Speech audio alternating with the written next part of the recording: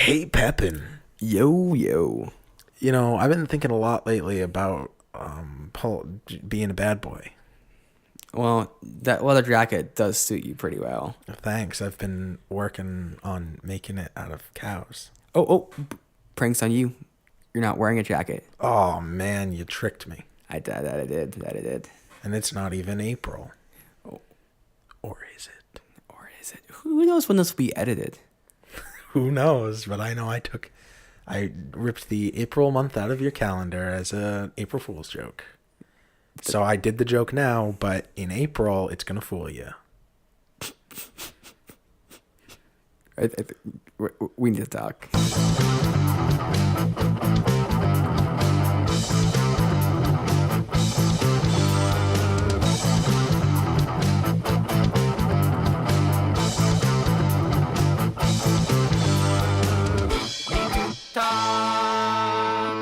Welcome back. So glad you guys could join us. I am here once again with my confidant and best friend, Nathan Pepin. How's it going, Pepin? Confidant? Yeah, we tell each other things sometimes. Okay, that's not like a concierge or what's that other word like where it's like you're like the kind of prostitute but kind of like a wife. Yeah, okay. Okay. No, not like that at all. Concubine? That sounds like a thing that you're talking about. Okay, that's not our relationship. That's not a relationship at the moment. Right now, it's confidant. Where I tell you things that I'm going to do, and then you tell me if it's a good idea or not. Okay. Kind of like a lawyer without the law.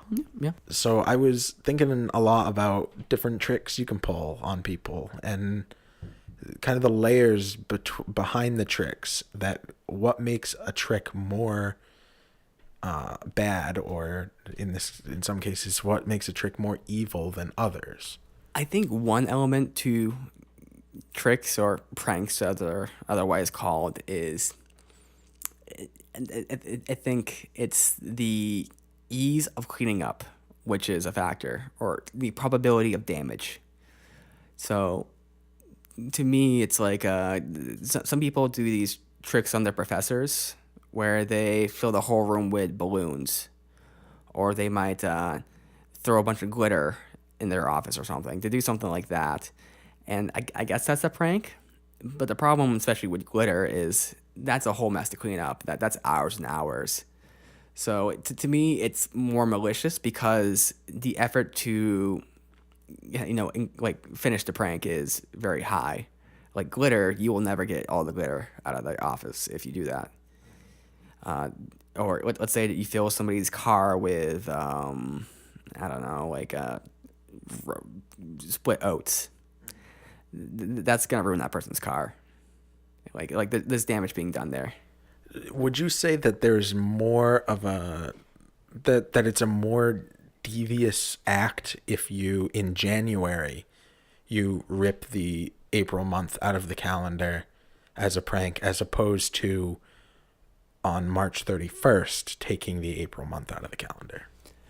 So the measurement there is you are thinking further and further ahead with the prank? Yes, the precognition and the taking action months before the payout. It's definitely more devious, but it's also like makes the prank better.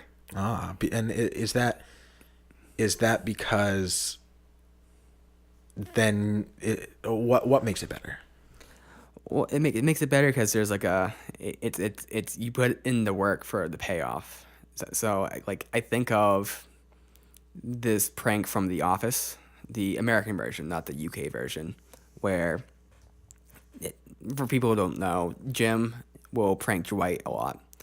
And one prank that Jim does to Dwight is he every day he puts like a little bit of sand in Dwight's phone, and just a little bit more sand each and every day. And so Dwight doesn't notice anything because, from a day-to-day basis, he can't tell, like, the phone's getting heavy or anything. And then just one day, Jim takes all the sand out. So when Dwight goes to pick up the phone, it's so light, he just, picks it up, like, super, like it's heavy, and ends up hitting himself in the head. That's a prank that takes, like, months of dedication. But it's funny because it takes so much dedication for such a small little effect there. And also, Dwight hits himself in the head, and it's kind of funny, but it's not like it's not malicious because it's a small little hit to the head. It's not like brain damage. So here's a thought, right? So this is terrible, but what there's been pictures of people doing is on like gas station pumps on the inside handle that somebody will put like a needle. So like when you grab the gas station pump, you're pricked by the needle. Like that's an objectively like evil thing to do, right? Yeah. Well, because the problem with needles is you don't needles have a high associated risk with them, even if it's not an actual risk, but it's perceived. You don't know if someone who had pricked their hand before had some sort of disease, which maybe you would get through pricking. I think the possibility of that is low, but that creates a whole like melodrama in somebody's head, and whether it is realistic or not, who cares? I mean, if I got pricked by a needle that was maliciously put there, I don't know who else has been pricked by that. I don't know if that needle has something on it. I don't know the details of it. It's malicious because it's something intended there to harm. Like it's not so much a prank. It'd be more of a prank if it was like an electric shock. So the way to remove the needle would be to put on some gloves, some latex gloves, and remove the needle, and then like throw it away or whatever, and disinfect, whatever you got to do. But what if the needle wasn't really the prank? It was the setup to the prank. And when you remove the needle, it releases a little capsule that is filled with acetone. And so acetone leaks all over the person who removed the needle's hand. And of course, acetone's going to melt latex. So that melts the latex glove off their hand, thus exposing their hand. And then within the acetone, there's like some other little thing that like damages their hand. So there's like, it's not just the effect of the needle, it's the compounding of the 4 different steps that you have to go through to make this little tiny evil thing happen. Is that inherently more evil than just the needle there? Yeah. I'd say it's more evil because it's a multitude of different things, right? It's like there's not an exact like multiplier effect or like in that comparison. It's like you can't say. Let's say that each one of those things has some sort of value to it. Let's say they're all equal values. Let's talk about like getting punched in the face. Let's say someone punches you in the face, and let's say punching people in the face is evil or it's morally wrong. If it's not like in a boxing match or something. So in that case, is getting punched in the face 4 times as worse as getting punched in the face once? You could say, okay, yeah, it kind of is, but you could also say it's not like equivalently 4 times as evil. I mean, it's worse, right? But it's not necessarily 4 times worse. It's some amount of times worse. It's not 10 times worth, maybe, but maybe it is because maybe on the 4th punch you actually knocked somebody's tooth out. You did enough force. Maybe you needed that up. Maybe you need 4 punches to knock that tooth out. Would it be exponentially less evil per punch? Like diminishing returns. Like the first punch is evil worth 10, and then the second one it's like, okay, well, that's you just did that. Like now it's an 8. It's hard to say because it depends on the damage being done. Because the problem with punches is that punches kind of add up with their damage. If they're sufficient in force. So, like the first punch might not put you in the hospital, and might just kind of like knock you off your feet a little bit. Second punch might give you a bruise. Third punch might knock your teeth out. 4th punch might get you a little bloody. 5th punch might get you put you on your knees, and then up to the 10th punch you might be in the hospital, and then maybe at the 25th punch you're dead. So I think there's like that scale of like consequences to the punches which kind of add up. So I guess you could say that's worse and worse the more punches. Yeah, okay. So it'd be worse and worse in the fact that I still feel like the first punch is worth more in evilness because it's breaking the plane than anything else. But say the second punch is worth an 8, that's still an 18. It's it's less evil, but it's also adding to whatever was already done. I think it's tough to say. Well, because it's like for me, murder is kind of like one of the ultimate sins, and murder is like infinitely worse than just punching somebody. But so I agree with your point. The first punch is kind of where the moral icebreaker is, and that punch has the most amount of significance because it's the initiator of the violence or of the the prank or whatever we're talking about here. This is a great prank, by the way. Just punch somebody. But it's like there's different levels of consequences, and those levels of consequence have different. That to me is dying from a punch is far worse than being just punched a single time. Oh, okay, yeah, I think that's objective. Being put in the hospital is far worse. So it's like if it's the 10th punch that puts you in the hospital, that's way worse than the first punch. So what's the funniest prank you've ever done that didn't involve punching somebody until they were dead? The funniest prank. I mean, we've talked about one of those stories with putting butter in the air and such. Oh, so in college we had we were playing this game that all the freshmen played through email. It was the spoon game, where if you got everybody had a target of who they were supposed to be touching with a spoon, and if that person touched you with a spoon, then you were out of the game for good. So that was the general concept of it. I had this kid on the 4th floor, and so what I did was I went up to his room, and I printed out a piece of paper that had his name big and bold at the top, and then tiny lettering you had to be real close to see, and I put it on the wall across from his door, and knocked on his door, and then walked out, so that when he walked out, he would be like, what the heck was that knocking? And then he'd look and he'd see his name, and he'd have to go over to read it to figure out what it is. And the second you were out of your room, you weren't safe anymore from the game. If you were in your room, nobody could touch you. But if you were out in the hall, you could get touched. So I waited on the other side of the door that was right next to where the note was. And as soon as he came out of his room, I was going to touch him with a spoon. That would have been an awesome prank.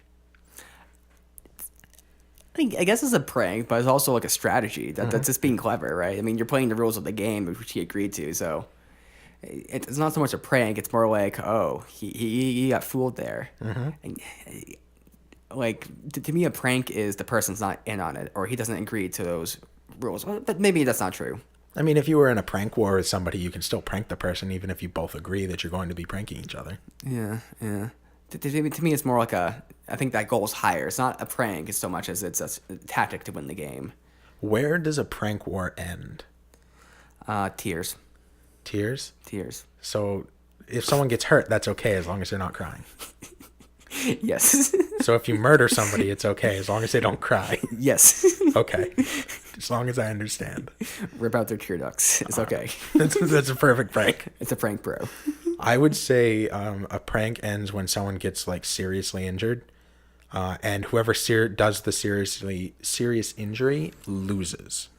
So you want to do everything right up until you injure somebody, because if you injure somebody, you lose the war. Yeah. And that would be a good way to keep it fun. Yeah. Personally, I'm not a big fan of pranking. Or the kind of pranking I like is lighthearted pranking. That doesn't really matter. Like whoopee cushions. Yeah, whoopee cushions, or like I was alluding to earlier, things which they're easy to rectify. I think it's okay to scare people, like not too much, but to a point where the person's able to recover from the scare, relatively quickly. There's also context. I don't think you should scare grandmothers because grandmothers might die of a heart attack. Okay. But there's always parameters to different pranks. I read a story on Reddit where this guy didn't like one of his coworkers, so he pranked him by it's essentially, it's a little weird, but he called the cops on him or something. And he got everyone.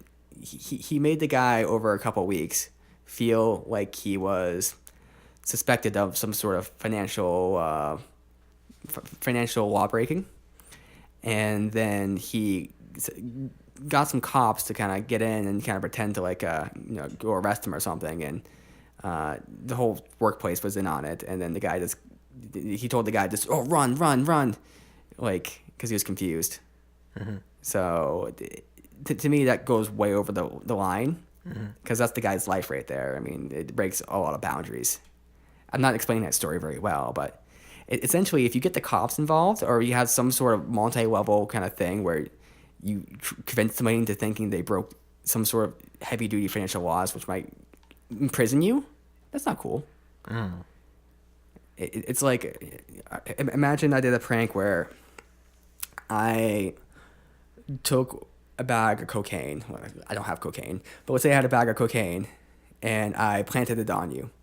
And then I had one of my friends who played an officer pull you over, and then he found the cocaine on you, and made you think you're going to go to jail for that. And then I come out, oh, it's just a prank. Do I get to keep the cocaine? No. This is an awful prank. Oh, okay. Yes. Love it. Great idea. Okay, but let's say we're pranking Sue, and Sue doesn't like cocaine. Oh, okay, yeah. Sue's just the person who I use as examples now. Yeah, I see that. I don't think it's right to put Sue through that sort of mental distress in the contemplation of going to prison, because that's the scale that's too much for the prank to be So viable. what's a good prank you can think of? There's a TV show / YouTube channel which does a lot of pranks called Just for Laughs. They're pretty popular, and a lot of their pranks are very lighthearted, which I like. Like they do ones where it's like a lot of Jesus pranks, where like there's gonna be some guy dressed as Jesus, and then he's kind of just like, oh, some crazy guy dressed like Jesus, and then he just kind of walks across the water. Of course it's staged and everything, but this is some person looking like, what is it? What? And no one else sees it except for this one person. Or there's another one where it's like they have this table which has an electromagnet underneath and a spoon which is magnetized, and so these people are at this kind of like a little small restaurant inside a mall, and they're eating their soup, and they just magnetize the spoon to the bowl, so all of a sudden they can't get it up, and then they release the magnet and they go kind of flying, and as the waiter's coming over, and it kind of makes them look embarrassed, like and they have a hard time explaining. Again, easily solvable. It's not a big deal, and it's very lighthearted. So that's the kind of pranks I like. Though maybe a prank I did. It's not really a prank, but I used to weird you out a little bit, because you'd come to the door, this is back when we were kids. You'd come to the door, and before you could knock, I would knock on the other side of the door and just confuse you. So that's just like a breaking a social convention. But yeah, that's a lot right there. Fair enough. I wanted you to make up a prank. Make up a prank? Yeah. What's one that you could do? You would imagine doing if you felt like actually taking the time to do it. I can't think of any good pranks. Like, I can think of incredibly malicious things I would do. Okay. But they're not things I would do, though. That's the thing. Like putting razor blades in apples. So an idea I came up with is, it's like a kind of airy fairy idea. It's not, actually doable, but this would be like a terrible kind of idea. Is you would give a female who is going through puberty, or you take away the knowledge that her having menstruation was natural, and she'd feel like she was the only one. So it'd be kind of a curse. It wouldn't be a prank so much, but just like a malicious thing. And she'd go through her whole life thinking that she was the only one who was bleeding from her vagina. And she wouldn't get it checked out because she just thought, like that'd be like kind of the constraint. It'd be like a curse. And the curse would be from some old lady who just kind of got mad at this girl because she was screaming in the mall. That's terrible. So it takes away, what people say is a big part of womanhood. And it makes her feel isolated. And like she is completely irregular and crazy and having to hide this thing, which is just incredibly normal. and it puts a curse on something which just happens naturally. So that's incredibly malicious. Yeah, that's fucking somebody's whole life up. But though, I remember this one time I was a little bit malicious, because not rightfully so. So I was really mad when I was like 20 or so, when I had to do my taxes, because I thought it was pretty dumb that the government was taking my money and I was having to actually do taxes. I thought like the whole fact I had to do it was just stupid. Which it is. Which it is. Go on. And so I didn't really know where to go, but I saw that there was a thing at Walmart there where the Jackson Hewitt was doing taxes. So I go up there and, I'm talking to the guy, and I'm a bit disgruntled and everything. The guy's just doing his job, he's being nice. But I start pointing out, oh man, just all the beeping in there must drive you crazy. It's happening every 2 seconds. And what I was trying to do there is I was being passive aggressive with him. I was trying to make him aware of the beeping. That way he'd be driven crazy and just keep noticing it. Mm-hmm. So that was kind of malicious on my, it's not a prank, but it's like making him aware of something. And he kind of picked up on that. And then I kind of realized that I was being a douche. Mm-hmm. So we kind of resolved that interpersonally somehow. It's kind of hard to describe how you resolve that interpersonally. Mm-hmm. But he kind of just realized I was being disgruntled about doing taxes, and then he got his report with me and everything. Mm-hmm. But yeah, I was being a douche. That sounds really evil. Trying to drive a man insane in his workplace over something inane. Yeah. Oh, I think the greatest curse you can give someone is awareness. Wow, that's deep, Nate. I thought about that a lot. I think it's true. Mm-hmm. Like, it's a story of Garden Eden. Yeah. I mean, Adam and Eve could become aware of their morality, but they become aware of their death and their being as a humans. Mm-hmm. And that awareness is their curse. Mm-hmm. And to some degree, that's argued just to be like the an analogy or a metaphor for becoming, like, going from a child to an adult. Because when an adult comes responsibility, awareness of people, things, ethics. You go from being a little psychopath to being a grown psychopath. Yeah, a grown psychopath who now has responsibilities. Who is now controlled by all the other psychopaths. The social construct, man, that's what really drives me to craziness. Like, we were watching, first we were watching Super Jail, but we won't talk about that because that's real fucked. But then be put on Meet the Parents. Actually, it was the second one, Meet the Fockers or whatever, where the two parents meet, and that was the whole show. Like, I ruined the show for myself by being aware, because I realized that the entire show was about how awkward social conventions can be and the social expectations. Because one parent was like real snooty and one parent was like real extroverted, and the two parents meet, like, they both have an obligation because their kids are getting married of being polite to each other.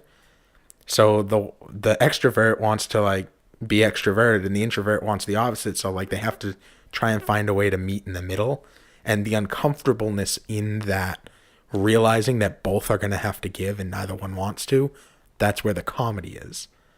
And it was just, the whole show is just about social conventions, and it ruined the movie for me.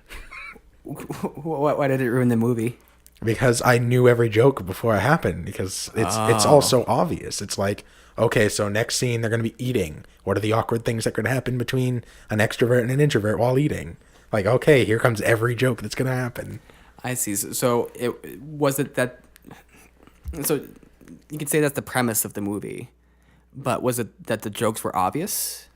Or I find almost all movies to be really obvious. It's very rare, and it's why I like a lot of movies that I like, that I find one that's not really obvious.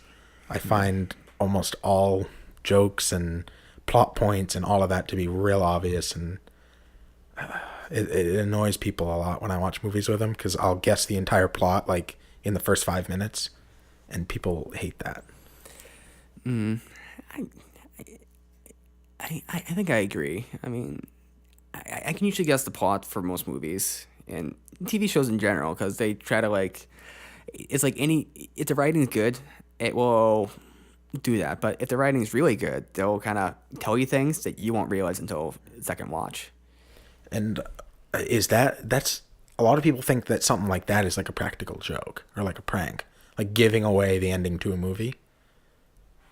But would it be an even funnier prank if you gave away the ending to the movie, but it wasn't the right ending? It was like the ending that you think it's going to be, and then it ends up switching. So you create a twist where there's not a twist. I think that would be. I guess it could be played as a prank, or as a joke, or could this be a misdirection? You could actually have it be even congruent with the story if let's say the person who's doing the narration is an unreliable narrator, so they're just giving a bad account for what's happened, and then as the movie concludes, they have a more reliable account based off what they witnessed. So they could even be like a coherent kind of story behind that, or like a reason behind it. It's not just like, oh yeah, this is like a meta joke here. Hey, Pepin. Yo. Do you usually subscribe to entire podcasts, or do you look for specific topics? Well, I try using the search function on my podcast player on my phone. It doesn't work too well. Try using Google. Google, it's not really set up for it. So I honestly have trouble. Why don't you just use Listen Notes? Listen Notes? What's that? It's a search engine for podcasts that doesn't just search for the terms you're looking for in the title of the episode or the title of the podcast, but from inside the episode itself. Meaning if you're looking for a specific topic, you can find specific podcast episodes that are about that topic. You know, that sounds a lot easier than spending the hours and hours I have just trying to find the exact right keywords to actually get it to bring up the episode. I mean, usually I just get like a million how to start your own podcast articles. It's really annoying. So that sounds a lot better. Exactly. When you're looking for something to listen to, just go to listennotes.com, type in a topic you're interested in, and you'll get instant gratification, useful results. That's listennotes.com. Check it out now.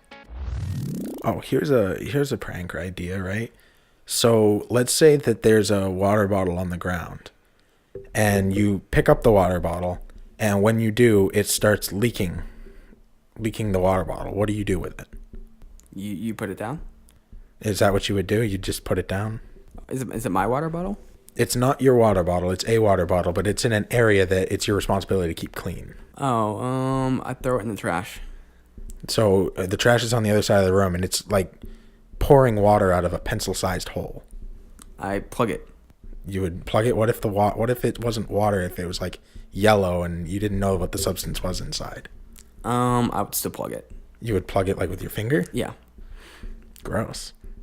Wouldn't you like take it and flip it so that it's laying flat on the opposite side from where it's leaking? No. No, that's what I would do because then I wouldn't have to touch anything. Was there? Okay, let's say I do flip it to the side. Well, then there's a hole and there's a cut in the other side, so it leaks out that side too. So basically, I would just put little holes in water bottles in all the spots where you could turn it, so it's always leaking no matter what. I see. Okay, yeah. I could see that being a thing. Just as a little aside, yes, like it could be urine or something inside there. But to be honest, like I think it's like you wash your hands, you're fine. Most places there's a place to wash your hands. Now, if there wasn't a place to wash the hands, I might put it on its side, or I might just drop it. I might do something. But even if you get urine on your hands, it's gonna happen. There's always those times, especially with guys' bathrooms, where you have to go and then you sit on the seat and then you get piss all over your butt cheeks because someone pissed on the seat. No, I always wipe the seat first. Okay, well, there's been times where I didn't think there was piss on the seat. With like 8 layers of. Okay, so there's been times and you got pissy butt. Yeah. Well, there's also been times, I mean, maybe a little TMI, but it's like sometimes like the toilet paper at places are so bad, it's like ripped on me. Mm-hmm. I've gotten like a little bit of shit on my fingers. Mm-hmm. And, you just wash your hands. I mean, it's not good. You wash your hands extra, but, you get dirty sometimes. You need to clean up. Yeah, but your own excrement and bodily fluids is one thing, but somebody else's, especially in a random bathroom or in a water bottle on the side of the road. Like, those are way different scenarios. So, yes. So I would be more horrified if it was somebody else's, but the ability to clean up after, wouldn't be that big of a deal. That seems to be the theme for you, is the ability to clean up. Yeah, well, I mean, it's like no harm, no foul. I mean, if now let's say that again, if it was like something where I got shit over my hands, what this might be an example. Let's say that there was someone threw a diaper onto my car or something, and then I pick up the diaper, and then it's on the way. There's on the busy highway or something. I don't know. It's just some scenario where there's no like hand washing facilities anywhere, and it's just a random diaper on my car. So I take it and I throw it off, but as I throw it off, the diaper just rips in half, and I get baby shit on my hands. Mm-hmm. That's a big problem because that's not easily clean up. I can't clean it up, and it's a bad prank for me because you can't explain that. What if it's chocolate in a diaper? I'd probably smell it. You would smell it? I mean, I would probably verify, but I think you can smell like shit from far away. But I'd probably bring like about 2 feet away from my nose, and if it smells like shit. Mm-hmm. So that would be a good prank if it was a chocolate diaper. Well, no, it wouldn't be a good prank because I'd still have the issue of washing my hands. So that's easy. That's an easy cleanup. Well, if I'm on the highway and there's no like gas stations for like miles away, and then it's somebody who brings like, you know how you can make those cakes that look like kitty litter? Yeah, I think you put like chocolate bars in it and stuff. It just looks like a cat box. Like, why do people make that? Like, it's funny for like 1 second, but then no one wants to eat it. Yeah. Well, it's hard to know if it's because it looks like cat litter or because just how cake is. Back when I was growing up, people ate cake a lot. Nowadays, people don't eat cake. You have a birthday party and you get cake, no one eats cake. Where is all my cake going? B might be the special exception here because she's very into cake. Mm-hmm. But in general, like, I've had things where I plan like little birthday things for employees. They don't eat the cake. Mm-hmm. Get cupcakes for them. No one eats a cupcake. Mm-hmm. It's like you get them that for them, and they don't want it. Mm-hmm. But back in the day, maybe it's because we're children. Maybe that's what's more so the factor. But there's cake, and then everybody eats the cake. Maybe it's the presentation, because sometimes people don't want to be the first one or the only one. So it needs to be like it needs to be socially acceptable, and maybe somehow in the presentation there was a social convention that prevented them from fulfilling their cake desires. Okay, this isn't related, but so I was trying to be a nice guy one time, and thinking back to it, it's kind of awkward. So I was trying to like give, like sometimes you bring in stuff for your coworkers, like food, like you bring in pizza. Mm-hmm. So I was trying to do like a little favor to my coworkers and bring in some food for them. So I got a package of strawberries.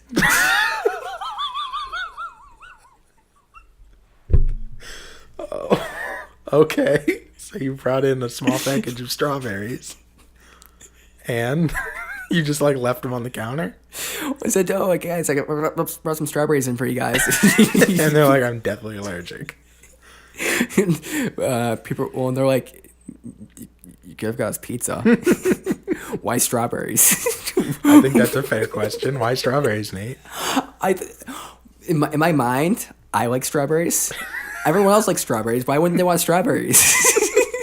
Why would they want? Because it's just, I don't know. That's a weird thing to. Isn't there a sexual connotation with strawberries too? Well, I guess, but that wasn't made. But I realized that was an awkward thing to bring in now. But back then, I was like, who doesn't like strawberries? I brought you a whole cantaloupe. It's like, I brought an apples for you guys. Like, why?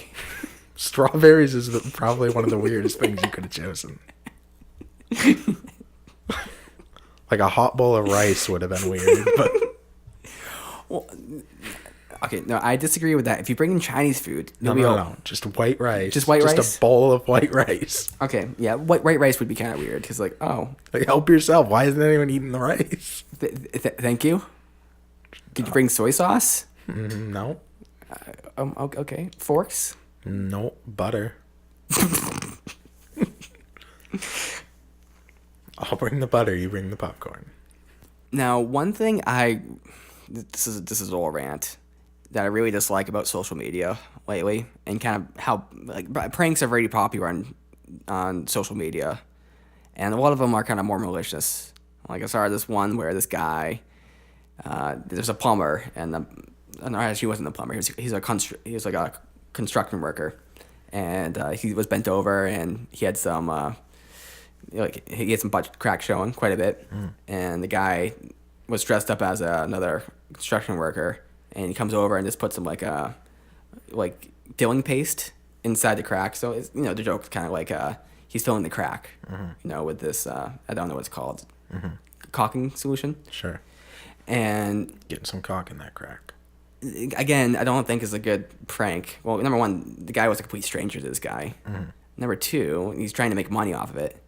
Everyone in the comments was like, well, he gives money to the people who in the pranks. He gets no, it still doesn't make it worth it. I mean, there wasn't that agreement beforehand. He didn't agree to be in this prank.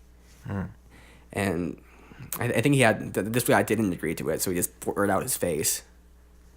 And number three, you're doing damage to this guy, You might ruin his clothes. You don't know how valuable his clothes are. You don't know where his clothes came from. What do you think about them? I mean, as far as maliciousness goes, I think that one's pretty tame. I don't like it, but we can maybe agree it's tamer. But the problem I have with it is it's monetizing kind of. People are trying to make money off of like pranking strangers in kind of more malicious ways, which I don't like. The one I don't like is when like people like pretend that there's murders or something like that. I don't like those ones. Like they'll have one guy run up around a corner and pretend to shoot a gun, and then another person will like fall to the ground as if they've been shot, just like right in front of a stranger. So the stranger thinks that like somebody just got murdered in front of them. Like that's like that would fuck me up psychologically for a while. I've not heard of that. That sounds terrifying. Yeah, I would not like.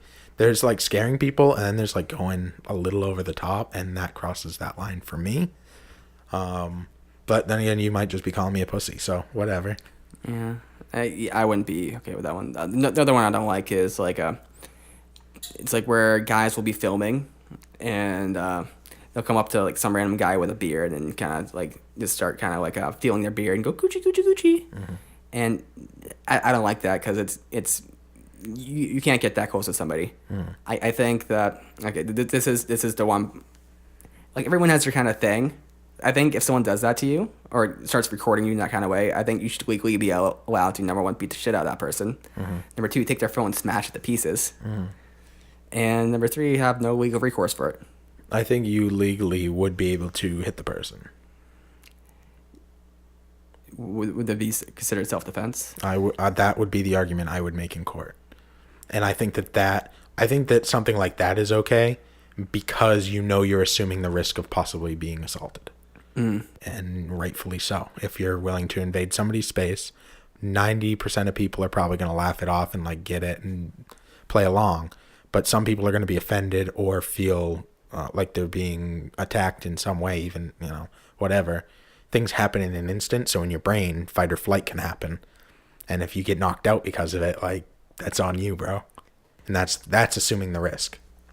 Yeah, I suppose in a moralistic way, I mean, the high level claim there is if you do a prank in which the person might be susceptible to a fight reaction, you have to accept the consequences of that. Because if you get the shit beat out of you or you get punched in the face, well, okay, you put yourself in a situation where that was possible to happen. Like those Halloween videos and that happen, that people like try and jump out of like garbage cans and stuff and scare people. Yeah. And it's always this like huge jacked black guy. And he just like in response, like instantly like downs them and knocks them out cold.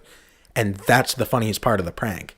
He could scare 100 people, but him getting his ass knocked out because he scared this one guy, That's the funniest part of the prank, because like you fucking get what you deserve if you're gonna be an asshat. I agree. I think also the funny part is kind of a tragedy in a way, because the tragedy is as you see the guy punching, he realizes it's a prank, but he can't stop himself from punching. So he doesn't have control over what he's doing at that point, but he's already done it, and you can just say, "Oh, no." Or sometimes he does. It's not. He doesn't feel bad. And he's like, "Well, fuck you then. That's what you get."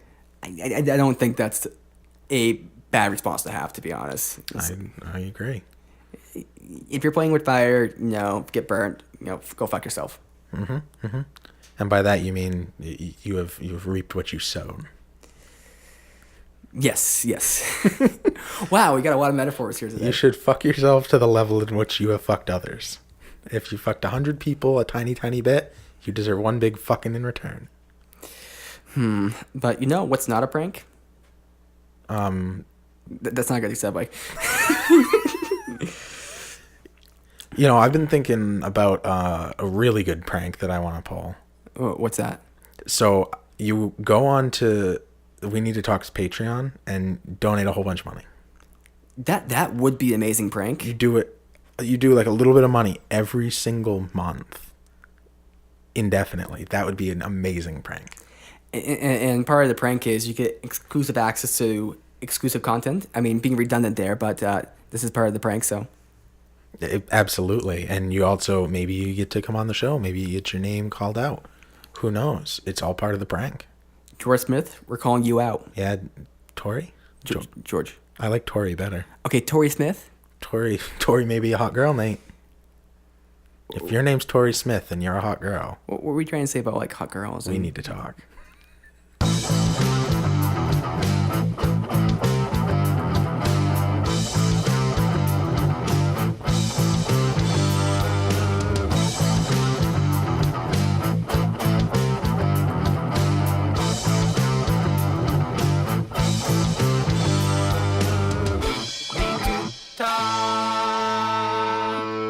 Hey, if you like this content, check out our friends at GNA Podcast. Find them in the description or on Facebook at GNA Podcast. You'll love them as much as we do.